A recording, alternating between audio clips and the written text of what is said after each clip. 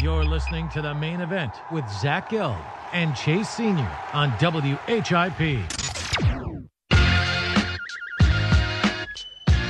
We're back here, WHIP Radio in Philadelphia, taking up until noon Eastern time. This is The Main Event with Zach Gelb and Chase Sr. Basketball team off to a red-hot start. They're 2-0 coming off that come-from-behind victory up against Louisiana Tech, where they were trailing by 4 at half. Josh Brown had a nice game with 17 points. Quinton DeCozy also threw in a few baskets as well in the Temple victory. But big matchup coming up this Friday night in Brooklyn. Where's Brooklyn at? As it's a Friday, November 21st game at 9:30 at the Barclays Center against Duke, who just came off a very impressive win the other night. And now joining us in studio is the assistant men's basketball coach for Temple University, and that's Shawn Trice. Shawn, Zach, and Chase, good to see you. Thanks for having me, guys. Well, we appreciate you coming in, and we were talking about this a little bit on the way in, that you're from Michigan. I'm heading down to Michigan, catching a flight on Friday. Give me some good places to visit when I'm at Michigan. Stay in Ann Arbor. That's all I got to stay in say. Ann Arbor. Don't go too many other places, though. So. Good little college town. So when did you first get your interest in basketball growing up as a kid? Just watching Michigan and Michigan State. They had a couple of, I'm from Detroit, so they had a couple of Detroit guys, and you sort of watch guys who are from your area. So Steve Smith, Glenn Robinson, all those guys.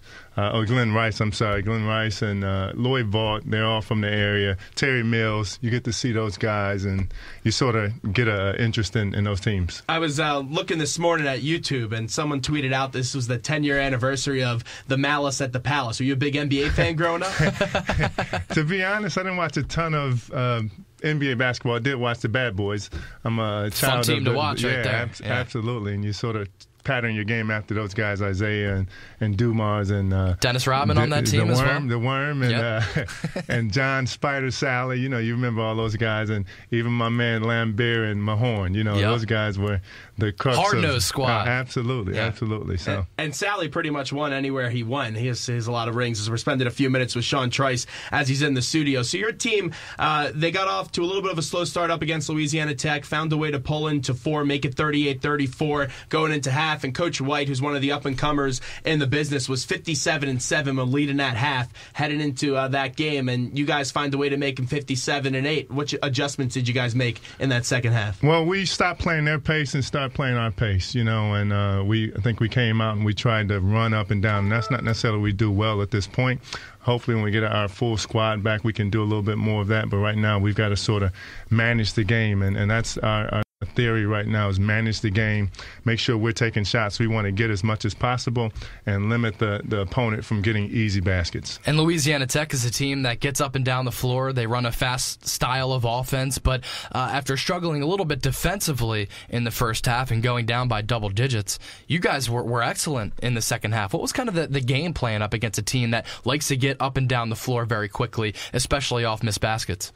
Again, if you make baskets, now you got a chance to set your defense. Yep. So we wanted to make sure we were maximizing our offensive opportunities, being efficient and sharing the ball. They take you out of the things you want to do offensively, so we had to step up and make some basketball plays. And to our credit, Quinton DeCozy, Will Cummings, Josh Brown, Daniel Dingle, they all stepped up and made some very good plays. That doesn't negate any of the other guys. They all stepped up, and it was a great team effort and team win for us all. And we're already seeing the depth playing big benefits so far.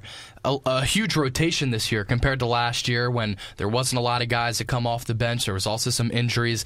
How much has that helped you guys so far through 2 games? Because fresh bodies obviously leads to some success, especially if they can play. Absolutely. Yeah. We're looking forward to the challenge of this year with more players out there. So we got to keep everybody healthy.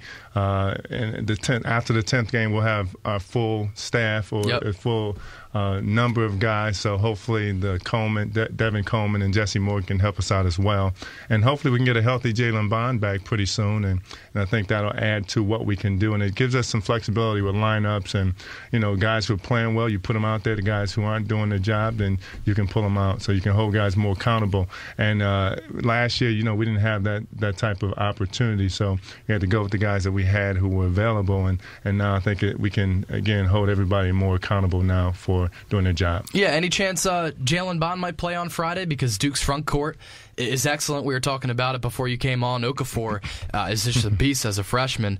And he's now been dealing with that sprained ankle for a couple of weeks now. Any chance he might play? Well, he's been practicing, so Okay. We're hopeful that he's ready to go on Friday. I mean, to me, if you don't miss a game like this, this is a great weekend for basketball for us and a great challenge, and to see who we are as a team. So, hopefully he's ready to go. We're anticipating him playing, but it's up to the doctors and up to him as well, whether he's at a percentage where he thinks that he's ready to contribute at the level that he needs to. Those big three, Bond, Coleman, and Morgan, they all came in together and they all had to sit out some time. And Bond sounded like he wanted to play opening night. He said to us at Media Day that, hey, I'm not going to miss this game, but he did. And, hey, we get that from the health standpoint. You got to be healthy in order to play. How eager do you sense those three guys just wanted to get on the court since they've had to sit out such a long time? I think they're chomping at the bit, man. They all want to get out there and prove themselves. It's been a long time since they played basketball. So, sitting and waiting is difficult, especially once you're putting all the time and the effort and the work into your craft. And I think those guys are waiting for that opportunity, counting the days, and I'm sure they're wishing they were out there able to contribute right now. Shawn Trice is our guest in studio, WHIP Radio in Philadelphia. Zach Gelb and Chase Senior here with you, all via iHeartRadio. As we're talking to the assistant men's basketball coach here at Temple University. Big game coming up Friday up against the Dukies in the Barclays Center in Brooklyn, so make sure you make your trip down there. Fantastic cause, too, in the Coaches vs. Cancer tournament. And Chase mentioned their front court, Okafor, Jefferson, Winslow.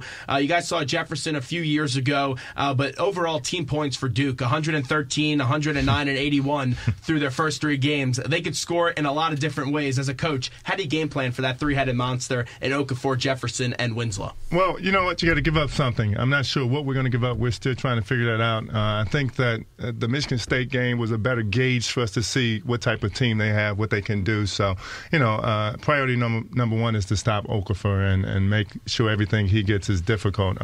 Don't let him get low posts or touches as much as possible. Try to push him off the block. But they've got so many weapons, man. You just can't focus on one guy, and that's what good teams do.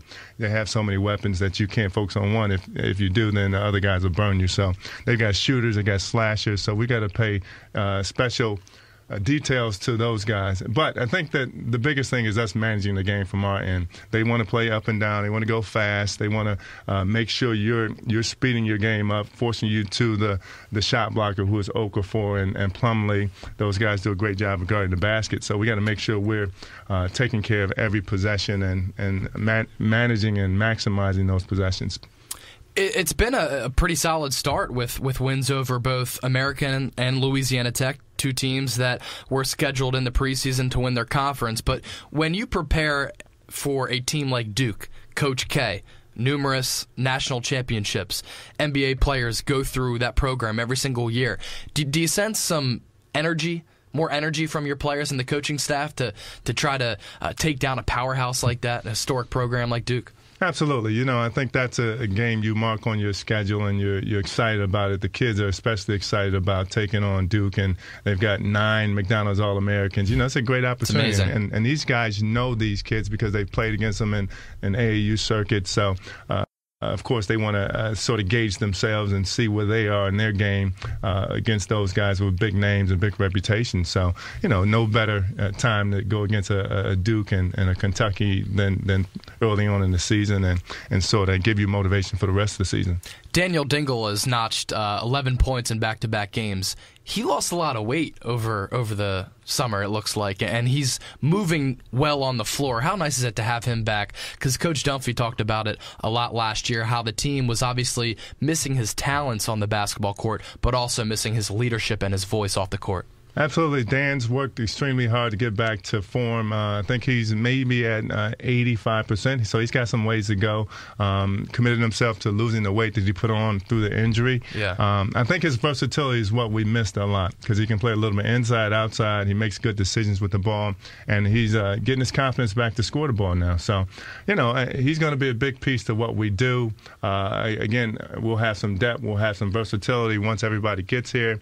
Right now, he's going to have to carry a heavy load because of the lack of bodies that we have. But, he stepped up to the plate, to his credit, and hopefully he can do it up until we get those other guys and give them some support. Taking you back a few years, when you look at guys like Lavoy Allen and Michael Eric, and now you're trying to develop some more players down low in the front court, how'd you help Lavoy Allen and Michael Eric get to where they are in their progression? Because you did play a big role in their developmental process. Well, just a little bit different. Lavoy was extremely talented. He picked up things right away, and he could apply them, and that's the difference. I think that we got to get our guys to apply the things that we work on in practice and the drills, and translating the film to your mind to the court. And I think that it's been not as easy with some of the guys that we've had, although we've made some strides, and it's a process with everybody. Everybody learns at a different clip, and we've got some guys who are Devontae Watson, I think, has come a long way since he first got here. Is he where we want him to be? Probably not. Where he wants to be? Probably not. But hopefully he can turn the corner. Hopefully this will be a big game. He's going to be on Okafor a lot, so we'll see how he does and see how prepared and mentally and physically he is to that challenge. And hopefully the Mark Williams and Obi I think has a great future here at Temple. I think he's got some tremendous upside, but he's a freshman, so it's going to take a little while for him to figure it out. And Jimmy McDonald, he's going to have him play a role. And, we got a lot of pieces. Jalen Bond will be a little bit inside, outside. So, those guys, Lavoy Allen, Mike Eric were, this is a special group. We had Sergio Almost, too, Craig Williams. Yep. We had a really good group of guys. And these guys are a little bit different. So you've got to adjust the way you coach these guys and teach them. You got to be more patient with guys who need more attention. So that's what we're doing. And, even we had some really good guards back on those teams too. So Temple always does have good guards. Absolutely. Yeah. So it's every team is different, every kid is different. So you got to sort of try to manage every person a little bit differently. So going off what you said, as Shawn Trice, assistant men's basketball coach, joins us in the studio right now. Zach Gelb and Chase Sr. here with you. Since it's still young in the season and we're only 2 games in, what were your expectations for a player like an OB and a Devontae Watson? What are your expectations for those 2 guys going into this year? Well, we just want them to work as hard as they could every day and get better. And I think they've done that. Can they work harder? Absolutely. And are we expecting more out of them? Absolutely. We need those guys to step up. If we're going to be any good, we need some inside presence. We need some inside defense, some inside scoring. We need some guys who are committed to sacrificing their bodies. And those guys are getting it. And who they are today won't be who they will be in January, and February, and March. And that's what we're looking for.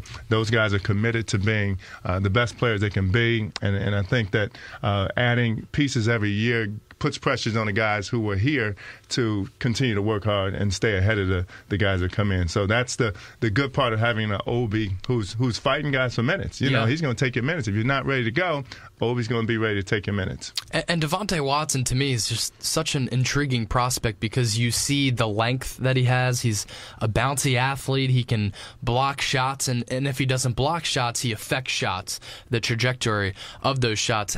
Do you think he just needs a couple of baskets here and there, a couple of blocks to get some confidence going? Because, he is a raw prospect right now.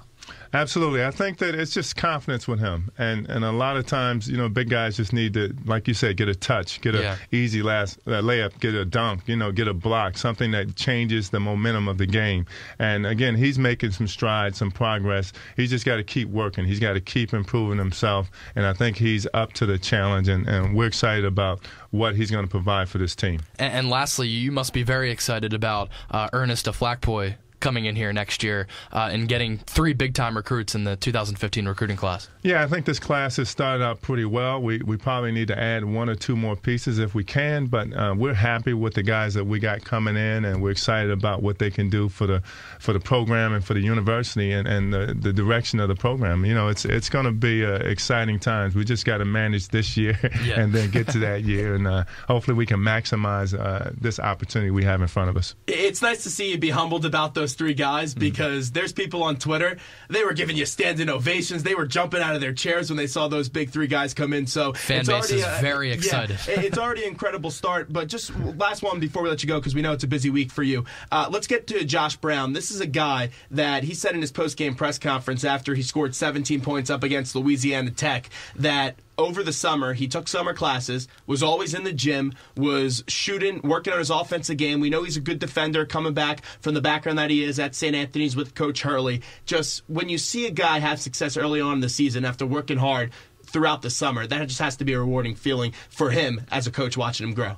Absolutely. Josh Brown made the biggest stride of anybody on our team. Wow. I think he worked harder than anybody. We came back, and he had even in July when we were able to work out these guys, he had jumped from, and actually that's the biggest jump you typically make is between your freshman and sophomore year. Yeah. And he maximized that summertime and the workouts and every extra thing he could do, whether it's the weight room, whether it's extra running, whether it's just playing basketball. So, it's paying off now. You're seeing the results of all his hard work. He looks confident. Absolutely. Yeah, he looks confident. Well, Coach, he's going to be a big part of our present and our future, so we're excited about that, too. Well, Coach, we know you got to run, but we appreciate a few minutes. Nice to talk to you. Thanks, guys. Best of luck against Duke. Need it. Thanks. You got Temple and Duke coming your way this Friday at the Barclays Center. We'll take a quick time out. We'll be back with more right after these short messages.